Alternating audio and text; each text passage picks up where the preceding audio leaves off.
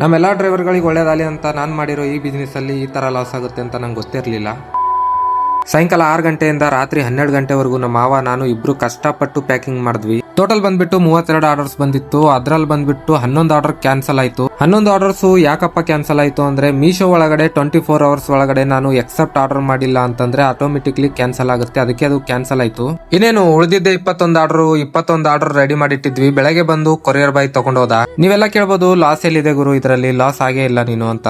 ಹೋಗಿರೋ 21 ಆರ್ಡರ್ ಅಲ್ಲಿ ರಿಟರ್ನ್ ಬಂದಿರೋದು ಮತ್ತೆ 9 ಆರ್ಡರ್ಗಳು. ಅದ್ರಲ್ಲಿ ಬಂದ್ಬಿಟ್ಟು ಕಸ್ಟಮರ್ ಹತ್ರ ಹೋಗಿ ನನ್ನ ಹತ್ರ ರಿಟರ್ನ್ ಬಂದಿದ್ದಕ್ಕೆ ಮೀಶೋ ನನಗೆ 180 ರೂಪಾಯಿ ಚಾರ್ಜ್ ಹಾಕುತ್ತೆ. ಒಂದ್ ಆರ್ಡರ್ಗೆ 180 ಅಂದ್ರೆ 1620 ರೂಪಾಯಿ ಆಯ್ತು ಟೋಟಲ್. ಈ 21 ಆರ್ಡರ್ ಅಲ್ಲಿ ಎಲ್ಲಾ ಕಟ್ ಮಾಡಿ ನನಗೆ ಮೀಶೋ ಕೊಟ್ಟಿದ್ದು 1559 ರೂಪಾಯಿ ಮಾತ್ರ. ಒಂದೇ ಸರ್ತಿ ಸೋಲೊಪ್ಕೋಬಾರ್ದು ಅಂತ ನಮ್ಮ ಫ್ರೆಂಡ್ ಹೇಳಿದಕ್ಕೆ ನಾನು ಮತ್ತೆ ಇನ್ನೊಂದ್ ಸರ್ತಿ ಅಪ್ಲೋಡ್ ಮಾಡಿದೀನಿ ಮೀಶೋ ಒಳಗಡೆ ಪ್ರಾಡಕ್ಟ್. ಬೇಕಾದ್ರೆ ಮಾತ್ರ ಆರ್ಡರ್ ಮಾಡಿ, ಬೇಕು ಅಂತ ಆರ್ಡರ್ ಮಾಡಿ ಮತ್ತೆ ಕ್ಯಾನ್ಸಲ್ ಮಾಡಬೇಡಿ.